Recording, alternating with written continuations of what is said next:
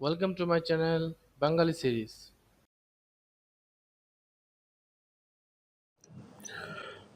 আজকে তোমাদের জন্য নিয়ে আসলাম চমৎকার একটি ভৌতিক গল্পের সিনেমা।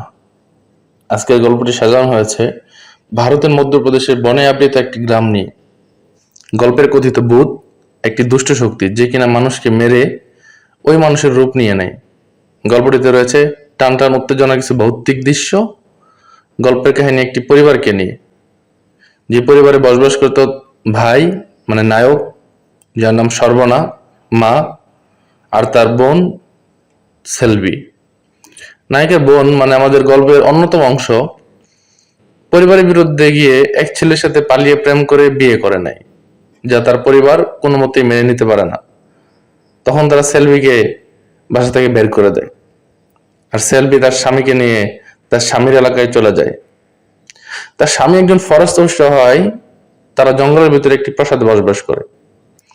তারা ভালোভাবেই বসবাস করছিল, কিন্তু সমস্যা তখন সৃষ্টি হয় যখন একটি বন্দি ভূত মুক্তি লাভ করে।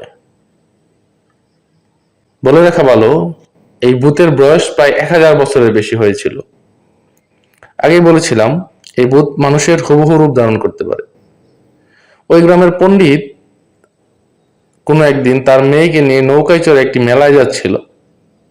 তখন নৌকার বৈঠা তার বাঁশের আঘাত লেগে পানির নিচে বন্দি ভূত মুক্তি পেয়ে যায়। মুক্তি পেয়ে সাথে সাথে তার মেয়েকে মেরে ফেলে। পণ্ডিত তা বুঝতে পারে এবং পণ্ডিত এই ভূতকে বন্দি করে একটি গড়িতে আটকে ফেলে আর বলে, তুই আমার মেয়েকে মেরে ফেলেছিস, আমি আমার বউকে কি জবাব দেব? তাই তুই আমার মেয়ে হয়ে থাকবি, যাতে আমার বউ কিছু না বুঝতে পারে। একদিন হঠাৎ ভূত তার বন্দি আত্মাকে মুক্ত করে নেয়, আর তখনই শুরু হয় তাণ্ডব লীলা। সে নিজেকে শক্তিশালী করার জন্য এমন 3জন ব্যক্তিকে খুঁজে, যারা অমাবস্যা পূর্ণিতে একই সময়ে ভিন্ন ভিন্ন সালে জন্মগ্রহণ করেছে। কারণ এরকম 3জনকে বলে দিতে পারলেই সে আরো শক্তিশালী হয়ে উঠবে, তখন তাকে পরাজিত করা সম্ভব হবে না। প্রথমে সিলভির মেয়েকে মারার জন্য তার স্বামীকে মেরে তার রূপ ধরে তাদের বাসায় প্রবেশ করে। কিন্তু সিলভি তাকে আয়নাতে দেখে বুঝতে পারে তার স্বামীর বেশে অন্য একজন তাদের বাসায় প্রবেশ করেছে আর তার ছেলে মেয়েদের মারতে চাইছে। তখন সিলভি তার ছেলে মেয়েদেরকে বাঁচানোর জন্য প্রাণপণ যুদ্ধ শুরু করে। এক পর্যায়ে ঘরে লুকায়, ঘর থেকে বেরিয়ে তাদেরকে ঘরের বাইরে নিয়ে আসে। কিন্তু সিলভিকে মেরে রক্তাক্ত করে ফেলে ওই ভূত। সিলভি তার ছেলে মেয়েদেরকে গাড়ির মধ্যে লুকিয়ে ফেলে আর বলে, আমি না বলা পর্যন্ত তোমরা বের হয়ে আসবে না।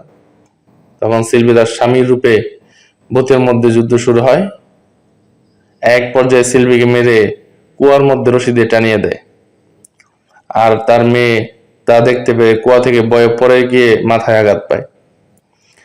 আশেপাশের লোকজন তখন কাছে ছুটে আসলে ভূত সিলভির রূপ ধরে বাড়ির বাইরে চলে যায়।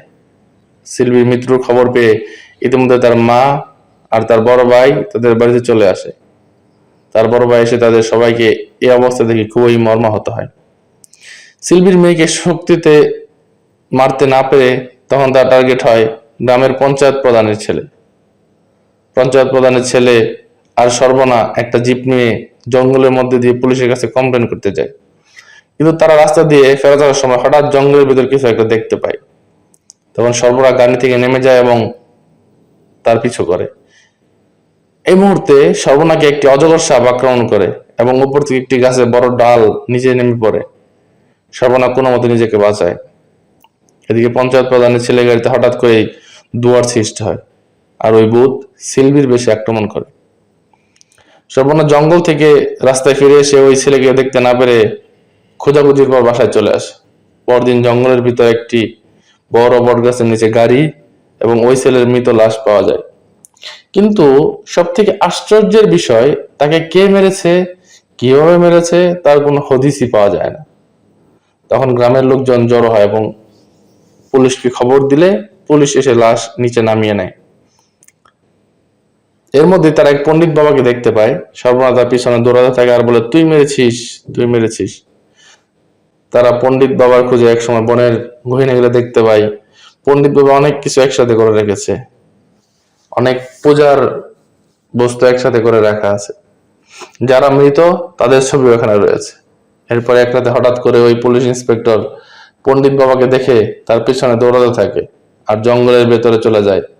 তখন পণ্ডিত বাবা তাকে বসে যেই মন্ত্র পড়ে তার উপর আঘাত করতে যাবে, ঠিক এই সময় সর্বনা উপস্থিত হয়। সর্বনা তার হাতের আগুন প্রজ্বলিত লাঠি দিয়ে বাবাকে আঘাত করে আর তার উপর আক্রমণ করে। তখন পণ্ডিত বাবা বলতে থাকে, তুই এটা কি করলি? আমি তোকে বাঁচাতে চেয়েছিলাম, আর দেখ এখন কি করলি। পেছনে ফিরে দেখে পুলিশ আপনা আপনি নিচ থেকে উপরের দিকে উঠে যাচ্ছে আর হঠাৎ করে তাকে দুষ্ট আত্মা মেরে ফেলে। তখন পণ্ডিত বলে, এই দেখ কি হলো। পণ্ডিতকে নিয়ে তারা জেলের মধ্যে চলে আসে আর পণ্ডিত তাদের ঘটনা বলতে থাকে। এটা হলো দুষ্ট আত্মা, এটা এত সহজে বসে আনা যাবে না। সে ইতিমধ্যে দুইজনকে মেরে ফেলেছে। এখন বাকি রয়েছে শুধু সিলভির মেয়ে, তাকে যে কোনো মূল্যে বাঁচাতে হবে, আর তার জন্য প্রয়োজন দেব শক্তির। আলোচনার মধ্যে জেলখানায় আক্রমণ করে দুষ্ট আত্মা, কিন্তু পণ্ডিত তাকে সাময়িকভাবে দূরে সরিয়ে দেয়। জেলখানায় আহত সকলকে হাসপাতালে নেওয়া হয়। গল্পের আরেক নায়িকা ডাক্তার মায়া আমাদের আহতদেরকে চিকিৎসা করে বাসায় গেট দিয়ে ঢুকতে এলে তাকে গাড়ির সহ উল্টে ফেলে দেয়। এখন সবাই ভয় পেয়ে ওঠে। দ্বিতীয়বার আসতে গেলে তখনও ফেলে দেয়। এক পর্যায়ে গাড়ি ছেড়ে শুধু মায়া প্রবেশ করে। তখন সর্বনা চেক করে দেখে ওই মেয়েটির সাদা কাপড়ের অ্যাপ্রনে রক্ত লেগে আছে, আর এই রক্তকে এ বাড়ির ভেতর প্রবেশ করতে দিচ্ছে না সিলভির আত্মা। যখন রক্ত পরীক্ষা করে দেখা যায় এটি পণ্ডিত বাবার রক্ত। সর্বনা পণ্ডিত বাবার খুঁজে বের হয়, কিন্তু গ্রামের পঞ্চায়েত প্রধান তাকে বলতে চায় না পণ্ডিত বাবা কোথায় গেছে। তখন পঞ্চায়েতের লোকের সাথে সর্বনা মারামারি শুরু হয়, আর একবার হঠাৎ করে একটি গাড়ির ভেতর থেকে পণ্ডিতের লাশ দেখতে পাওয়া যায়। তখন তারা অবাক হয়ে যায়। পঞ্চায়েত প্রধান বলতে থাকে, আমি তো পণ্ডিত বাবাকে সিলভির কবরস্থানে যেতে দেখেছি। যদি এখানে পণ্ডিত বাবা থাকে তাহলে ওটা কে ছিল? পঞ্চায়েত প্রধান আরো বলে, পণ্ডিত আমাকে যুক্তি দিয়েছিল সিলভির লাশকে না পোড়ানোর কারণে তার আত্মা বারবার এদিক সেদিক ঘোরাফেরা করছে, যার কারণে ওই দুষ্ট আত্মাকে ধরা যাচ্ছে না। সিলভির বডিকে পুড়িয়ে দিলে তার সাথে তার আত্মা মুক্তি পাবে, তখন দুষ্ট আত্মাকে ধরা যাবে। এভাবে আমি পণ্ডিতকে সিলভির কবরস্থানে পাঠিয়ে দিয়েছি। তখন সর্বনা কবরস্থানের দিকে দৌড়ে যেতে থাকে, কিন্তু এর মধ্যে পণ্ডিত রূপে দুষ্ট আত্মা আর সিলভির মধ্যে যুদ্ধ শুরু হয়ে যায়। তাদের ভৌতিক শক্তি দিয়ে তারা যুদ্ধ করে, কিন্তু এক পর্যায়ে দুষ্ট আত্মা কবরস্থান থেকে অন্যান্য আত্মাদের ডাক দেয় এবং সকল আত্মা মিলে একসাথে শক্তিশালী হয়ে সিলভির উপর আক্রমণ করে, যার ফলে সিলভিকে তারা বন্দী করে ফেলে। সিলভির গায়ে আগুন ধরিয়ে দেয়। পণ্ডিত এসে তাদের বাড়িতে উপস্থিত হয়। বাড়িতে অবস্থিত লোকজন তাকে আটকানোর চেষ্টা করে, কিন্তু আটকাতে না পেরে এক সময় শক্তিকে নিয়ে মায়া পূজা মণ্ডপের এখানে চলে আসে। তখন তার পিছন পিছন দুষ্ট আত্মাও যায়। ইতিমধ্যে সর্বনা এখানে পৌঁছে যায়। সর্বনা তাকে দুষ্ট আত্মা থেকে বাঁচানোর জন্য সর্বশেষ রাক্ষসের মূর্তির ভিতর প্রবেশ করে এবং তারা সিঁড়ি ও বাঁশ বেয়ে উপরের দিকে উঠতে থাকে। তখন দুষ্ট আত্মা রাক্ষসের ভিতর প্রবেশ করে আর উপর উঠতে থাকে। তখন সর্বনা ও দুষ্ট আত্মার মধ্যে কিছুক্ষণ যুদ্ধ হয়। এক সময় দেবী তীর চালানোর সময় হয়ে যায়। হঠাৎ করে দেবী রাক্ষসের উদ্দেশ্যে তীর ছুড়ে দেবী মূর্তি থেকে তার স্বরূপে ফিরে আসে এবং তার হাতে তীর বহন করে রাক্ষসের গায়ে তীর মেরে আগুন জ্বালিয়ে দেয় এবং এই আগুনের মধ্যে জ্বলে পড়ে যায় দুষ্ট আত্মা। দেবী শক্তির কাছে দুষ্ট আত্মার শক্তির পরাজয় হয়। তখন সবাই দেবী মায়ের জয় জয়কার করে, আর এভাবে বেঁচে যায় শক্তি। ভালো থাকবেন সবাই। পরবর্তী গল্পের জন্য অপেক্ষা করুন এবং লাইক শেয়ার দিয়ে পাশে থাকুন।